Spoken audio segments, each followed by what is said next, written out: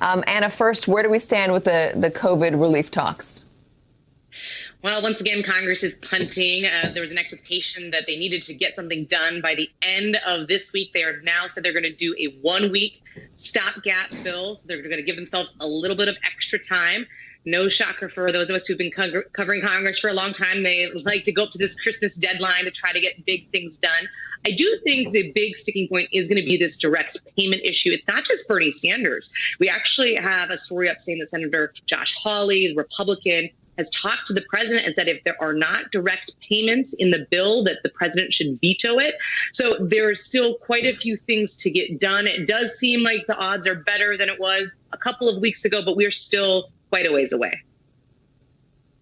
Anna, this is a lot less than what the Democrats had wanted. It's $908. Democrats were floating, I believe it was around the $3 trillion mark. You remind me because so much time has passed that my brain seems a bit foggy on these numbers. But why are the Democrats so willing to make severe compromises or large compromises to get this done now when they weren't before? Speaker Nancy Pelosi really held the line, and I think there's been some criticism of her decision-making in this factor for the last 6 months to say, we're not going to do it unless there is this really big package.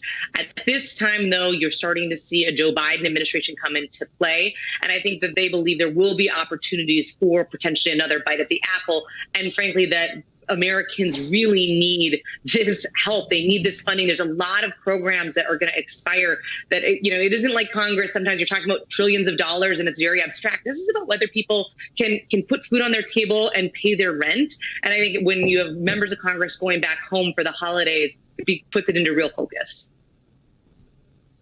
How do progressives feel about this, Elizabeth? Because there's been a lot of talk that the Democratic Party is going to see a fracturing between the progressive left and the more moderate wing of the Democratic Party. And we're starting to see it here with these negotiations.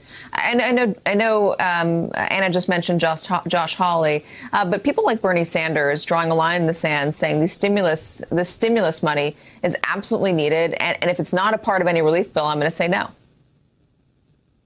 I think Bernie is exactly right on that. I think that there is plenty to criticize Nancy Pelosi on, but the handling of the stimulus issue has been an extraordinary disgrace for the Democrats, calling the $1.8 trillion proposal that had been on the table during the election half a loaf, and then settling for a quarter of a loaf.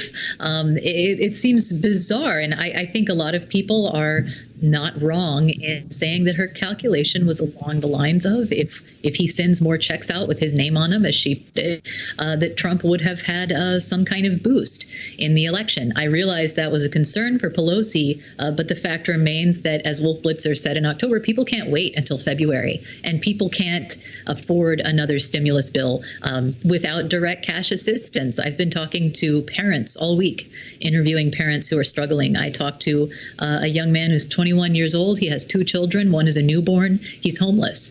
He and his wife have no place to live. They have no money. They're on unemployment, and they can't afford Congress to pass another stimulus bill that doesn't have a direct cash assistance, at a minimum $1,200.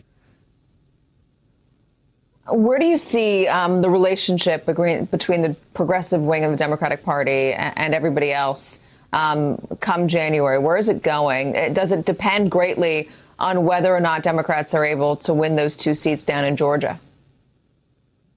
I think it does. A lot rides on how things turn out in Georgia. If those seats both go to Republicans, then Democrats obviously have a much weaker negotiating position, even with the Biden administration, and party unity at that point will be pretty critical. At the same time, I think there are a lot of Republicans who see a deadlocked Congress as a time to make a point, which is, look, there are so many things that Americans need. The pandemic has brought into sharp relief how many people are financially precarious, how many people struggle paycheck to paycheck, how many people can barely keep their kids in daycare, barely keep their kids fed. We have seen child poverty indicators really start to skyrocket during the pandemic, and it doesn't have to be that way. we have at our disposal the tools we could have passed a $1.8 trillion stimulus package that would have contained quite a bit of assistance. We chose not to do that for political reasons. That's unfortunate, disgraceful in my view. But I think the progressive wing of the party needs to pick up this mantle and push it home, which is people need help. People need assistance through no fault of their own. They're suffering. We could be helping them. The fact that we've made the decision not to is really disturbing. And I'm curious about what you're hearing on Capitol Hill about this, specifically something that President Obama mentioned the other day. He was saying that defund the police was a snappy slogan that was actually counterproductive because in using that term, you immediately lose a large segment of the population who will never support something that's titled that way. Alexandria Ocasio-Cortez responded to that on Twitter. She said, quote, "They tried playing the polite language policy game, and all it did was make them easier to ignore. It wasn't until they made folks uncomfortable that there was traction to do anything."